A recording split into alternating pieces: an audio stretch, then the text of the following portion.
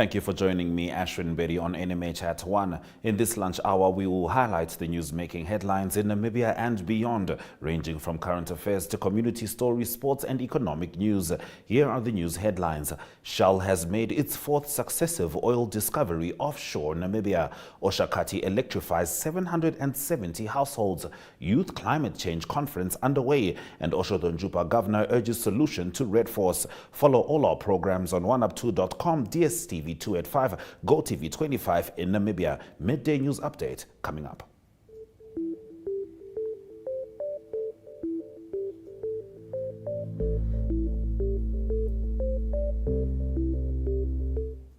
Shell has made its fourth successive oil discovery offshore Namibia, leading energy website Upstream has reported. Based on the data collected up to this point, it has been verified by hydrocarbons are indeed present, according to a source. However, additional assessment is necessary to ascertain the potential for development, the source added. Visual News brings you local stories from across Namibia right after the break. Stay with NMH at 1. Welcome to My.NA Cars, your ultimate destination for everything automotive. I am your host, Diana Master. Teamwork makes the dream work, right? Discover the latest models, innovative technologies, and expert insights from our passionate hosts. Learn essential maintenance tips and get exclusive behind-the-scenes access to the automotive industry. Don't miss My.NA Cars on NTV every Thursday at 2100 hours. Tune in and ignite your passion for automobiles.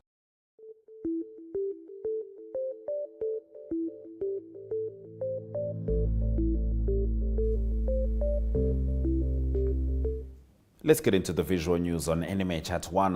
Auka Basia of the European Union addressed the National Youth Climate Change Conference, which began yesterday at the Mikyo Hotel in Windhoek. This conference aims to empower the youth for climate action and will conclude tomorrow. Climate change awareness and vulnerability assessments from all 14 regions will be included in the conversations.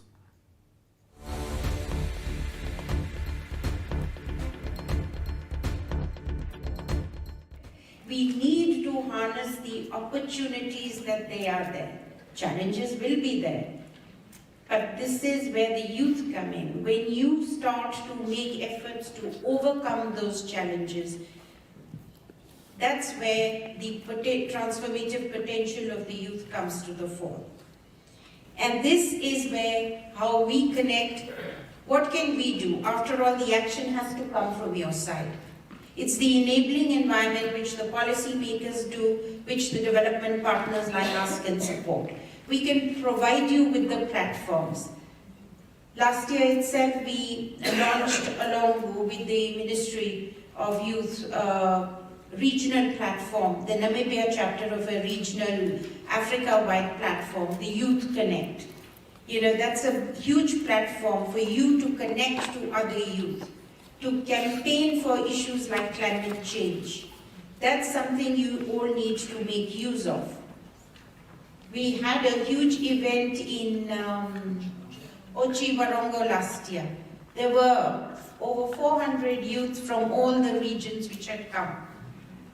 But regrettably, I did not see one concrete action emanating out of that. What does that say?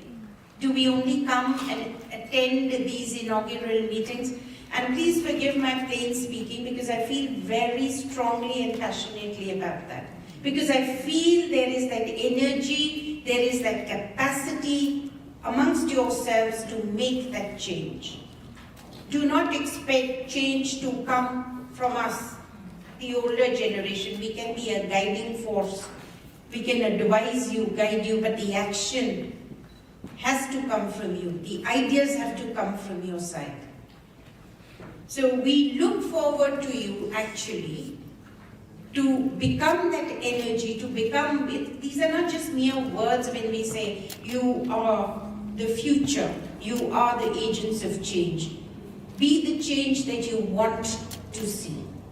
You know, famously said words. But this is exactly where you need to come. We can, from our side, provide you the platforms, we can provide you the resources, we can provide you with the technical guidance.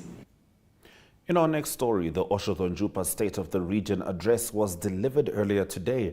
Governor James Uerikua encouraged regional councillors to take charge of decision-making and urged Okahanja municipality to find a solution to the RedForce debt collection dilemma. This footage is courtesy of the national broadcaster NBC.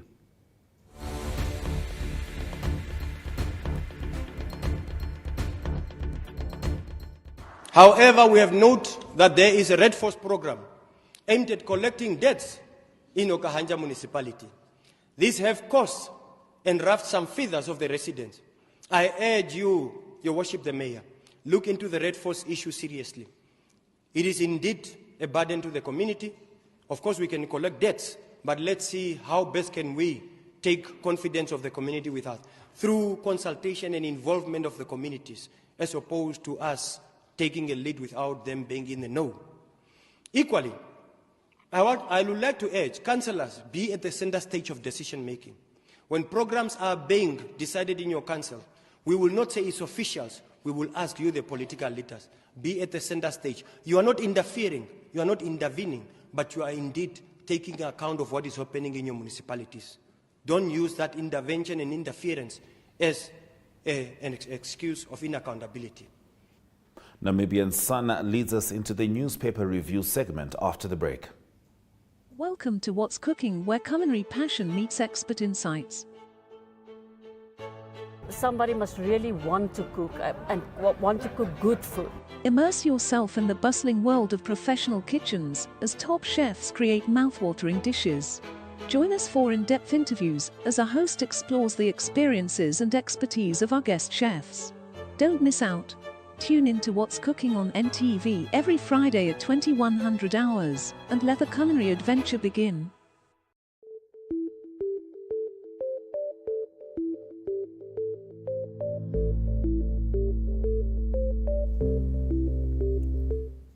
Let's get into the newspaper review, starting with Namibian Sun. Finance and Public Enterprises Minister Ipumbu Shimi yesterday said there is no directive in terms of the Public Enterprises Governance Act for such entities to pay for ministers' allowances amid revelations that Higher Education Minister Dr. Ita Kanji-Murangi had parastatals under her ministry funding her trips abroad.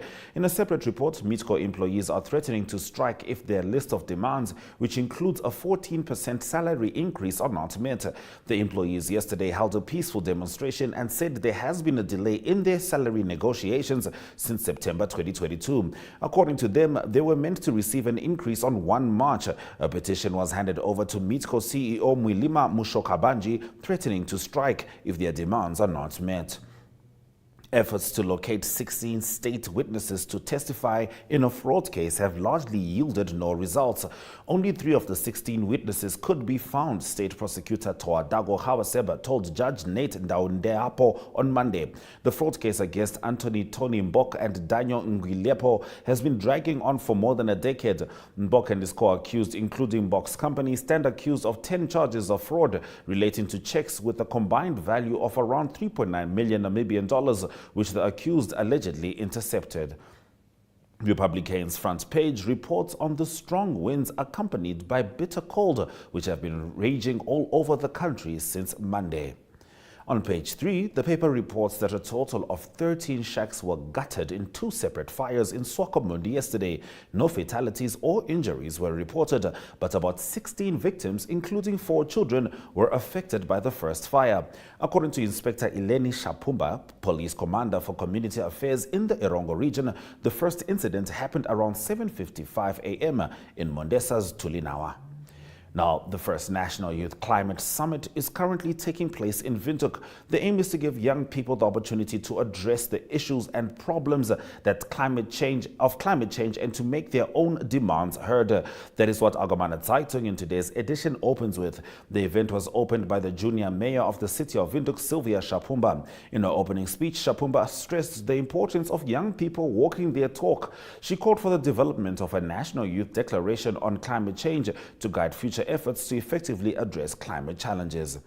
On page 3, AZ reports on a 19-year-old who founded a company that supports children at risk. When buying a pair of socks, a child from his hometown also gets a pair. The people of Kisemund have been very supportive of him and his business.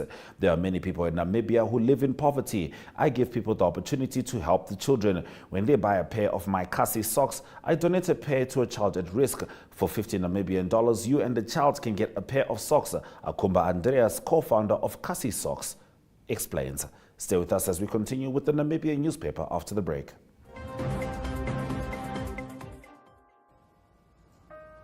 Good evening and welcome to Sunset News. On the hotel, Ebenhard Ripunda presented. Services Minister Kalumbi Shangola delivered a powerful statement on behalf of the feasibility and implementation agreement for the Green Hydrogen. Hi, good day. My name is Vinny.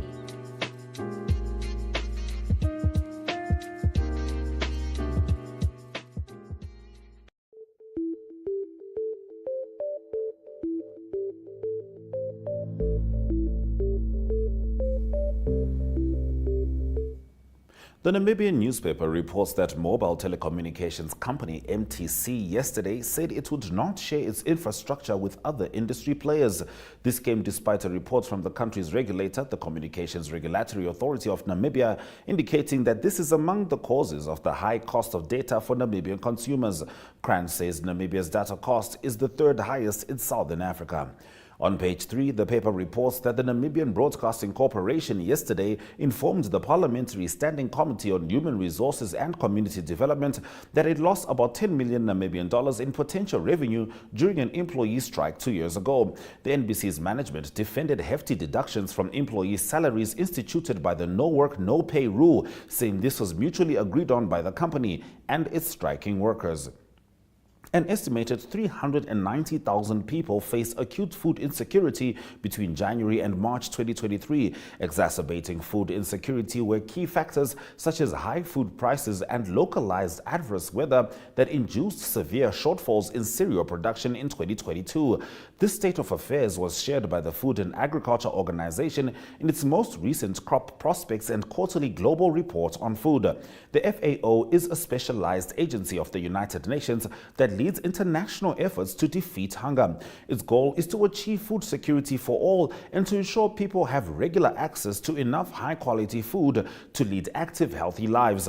The entity works in over 130 countries worldwide. The FAO listed Namibia as one of the countries requiring external assistance for food.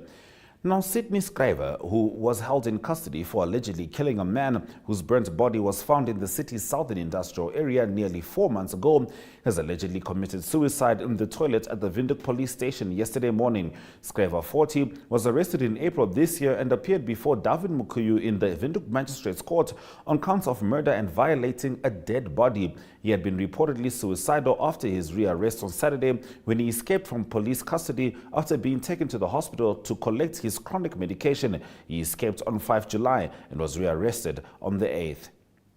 During the first half of 2023, inflation averaged 6.5% compared to 5.5% recorded last year, according to the Namibia Statistics Agency. In June, inflation stood at 5.3%, the lowest rate recorded since May last year. May 2023 recorded an inflation rate of 6.3%. The Bank of Namibia's projects inflation to average 6.1% in 2023. Now, about 770 houses at Oshakati's Onawa extensions 7 and 8 will be electrified. More on this as we head into economic news. Welcome to Active Kids, a daily TV show that sparks creativity, learning, and fun for young minds. With exciting activities and lessons, Active Kids inspires curiosity and a love for learning. New face to the 15. The perfect mix of play and education. Don't miss out on the fun.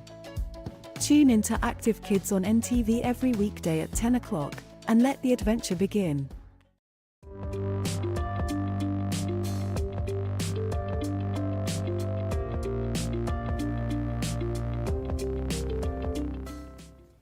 About 770 urban at Oshakati's Onawa Extension 7 and 8 will be electrified, bringing an end to dark nights for the town's residents in these areas. The project will cost an estimated 11.5 million Namibian dollars. Urban and Rural Development Minister Erastus Utoni, who officiated the groundbreaking of the electrification project, said it is a clear sign that Namibia is progressing towards comprehensive need-based infrastructure development in Oshakati and the country at large.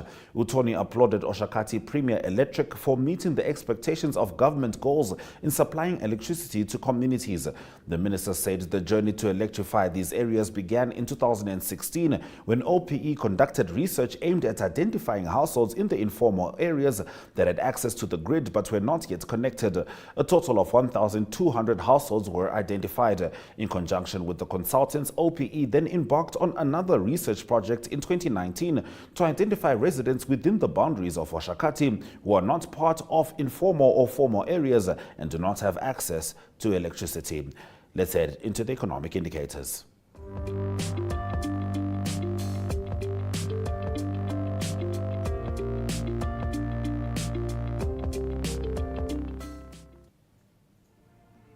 The Namibian dollar trades at 18.67 next to the US dollar, with 24.12 Namibian dollars getting you 1 British pound.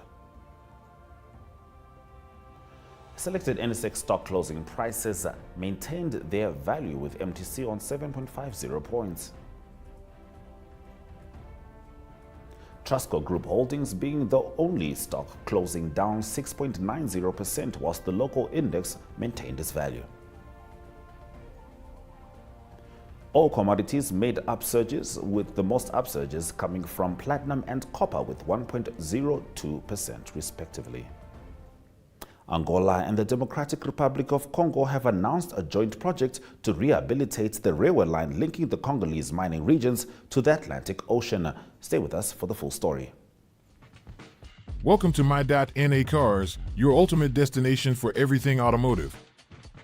I am your host, Diana Master. Teamwork makes the dream work, right? Discover the latest models, innovative technologies, and expert insights from our passionate hosts. Learn essential maintenance tips and get exclusive behind-the-scenes access to the automotive industry.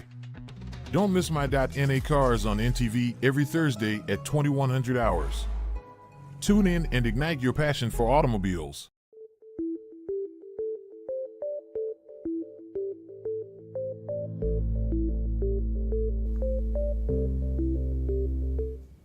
Angola and the Democratic Republic of Congo have announced a joint project to rehabilitate the railway line linking the Congolese mining regions to the Atlantic Ocean. Earlier this week, Luanda and Kinshasa granted a group of investors a 30-year concession to operate the line linking the Angolan port of Lobito to Kolwezi in the heart of the DRC's mineral-producing region. The 1,700-kilometer railway line was built 100 years ago by British investors. The $555 million project, partly financed by the US, is expected to develop exports of copper ore and other products, boost regional trade, and strengthen Angola's ties with Western countries. The DRC is the world's leading producer of cobalt and Africa's leading producer of copper, two minerals used in the manufacturing of solar panels and electric cars. According to the Angolan operator Vecturis, work should start within the next 3 months. And Kenyan opposition protesters have pressed ahead with planned demonstrations on Wednesday, defying a warning from police who called the protests illegal. Officers have sprayed tear gas at protesters in various towns as the police chief says necessary measures must be taken to disperse them. Protest organizers are calling for the scrapping of a new law which doubles fuel taxes and imposes a 1.5% housing levy on employees. For now, it has been suspended by the High Court in Nairobi because of unconstitutional concerns. But the government says the measure is necessary to fix debt repayment issues and create job opportunities for unemployed youth. Last Friday, confrontations between the opposition protesters and the police resulted in 6 deaths in multiple towns.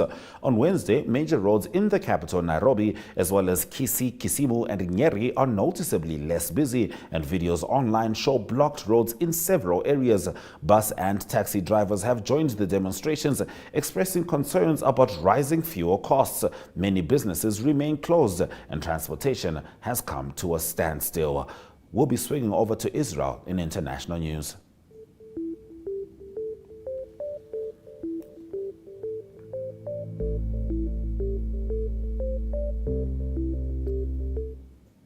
Israelis took to the streets to demonstrate hours after Parliament backed in a first reading a key element of the legal overhaul tabled in January by the government of Prime Minister Benjamin Netanyahu. The measures immediately sparked mass protests which regularly draw tens of thousands. Opponents argued the reform package threatens democracy, while the government says the changes are necessary to rebalance powers between elected officials and the judiciary. Parliament voted overnight Monday, Tuesday, and the so-called reasonability clause, which will be put through second and third readings, will be at a later stage. India's Health Minister Mansukh Mandavia says regulators have taken action against more than 100 pharmaceutical companies in response to deaths linked to cough syrups last year. Last year, India made cough medicine,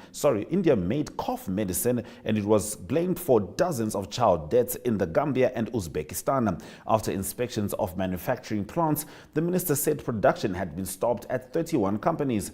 Product licenses have been cancelled or suspended at a further 50 firms.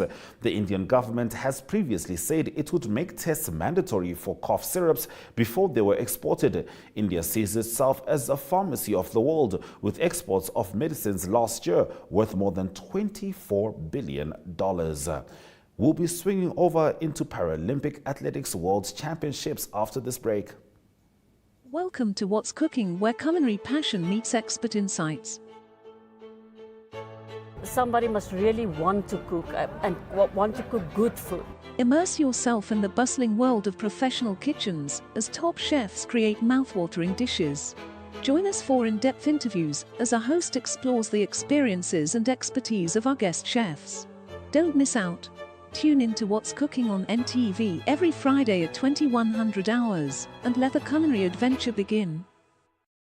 Welcome to Active Kids, a daily TV show that sparks creativity, learning, and fun for young minds.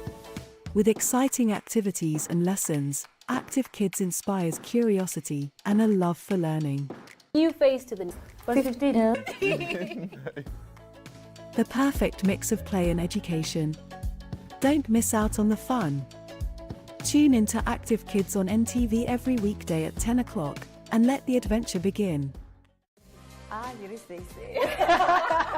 In Mali, record-breaking Nono plates celebrate their second Teamwork birthday. makes the dream work, right? Stop the nonsense, and reformists are... End of our top stories on Africa. Good morning. Now, what are people saying?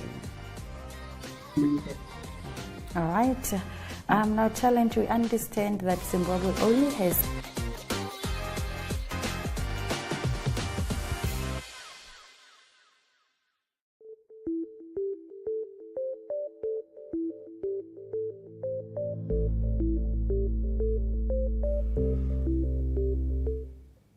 Laika Ishitile won a silver medal last night in the T11 400-meter final at the Paralympic Athletics World Championships in Paris. She clocked 57.18 seconds for a new Africa record. Well done. Namibia's brave warriors have been booted out of the COSAFA Cup after playing to a 0-0 stalemate against Botswana. Namibia started the day in need of 3 points with hope that South Africa beat Eswatini. South Africa did beat Eswatini 2-1, but that alone could not salvage Namibia's COSAFA dream. South Africa tops the group with 7 points, followed by Botswana on 5. Eswatini finished the group in third, while Namibia linger at the bottom with 2 points. Now, Henk Botha has stressed the importance of gathering relevant information before making a decision regarding adjusting his athlete's testosterone level. Botha's comments came in response to the recent ruling by Europe's top human rights courts in favor of Olympic runner Caster Semenya. Stay with us as we talk Tottenham Hotspur in international sports news after the break.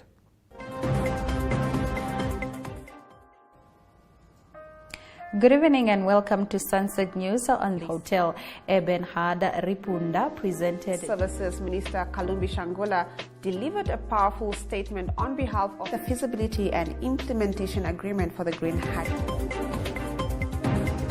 Hi, good day. My name is Vinny.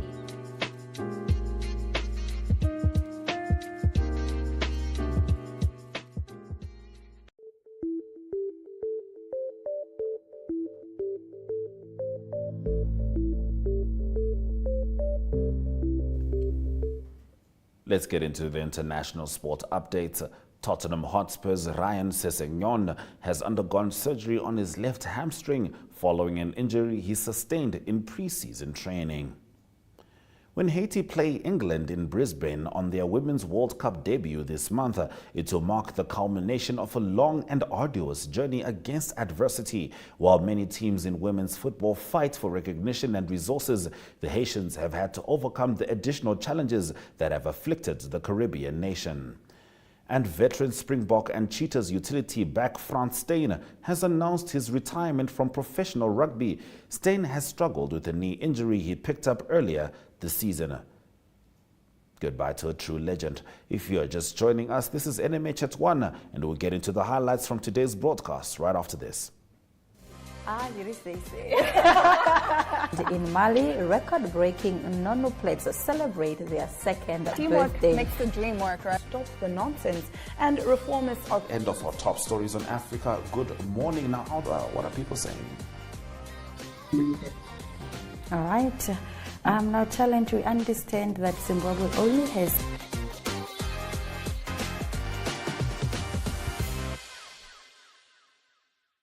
Welcome to What's Cooking, where culinary passion meets expert insights. Somebody must really want to cook and want to cook good food. Immerse yourself in the bustling world of professional kitchens as top chefs create mouth-watering dishes. Join us for in-depth interviews as our host explores the experiences and expertise of our guest chefs. Don't miss out.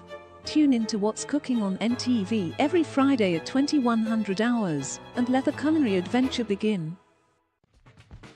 Welcome to My.NA Cars, your ultimate destination for everything automotive.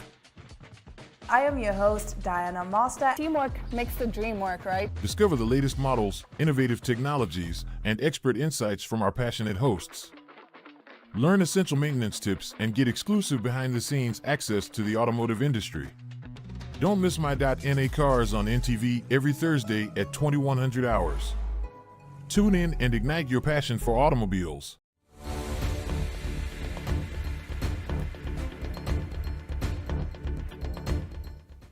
Thank you for staying with NMH at 1 on Wednesday, the 12th of July. Let's get into the highlights from this afternoon's broadcast. Kenyan opposition protesters have pressed ahead with planned demonstrations on Wednesday, defying a warning from police who called the protests illegal. Israelis took to the streets to demonstrate hours after Parliament backed a reform package said to threaten democracy, while the government says the changes are necessary to rebalance powers between elected officials and the judiciary. And Lahya Ishitile won a silver medal last night in the T11 400-meter final at the Paralympic Athletics World Championships in Paris. She clocked 57.18 seconds for a new Africa record. Those have been your highlights. Remember to tune in every weekday at 1 p.m.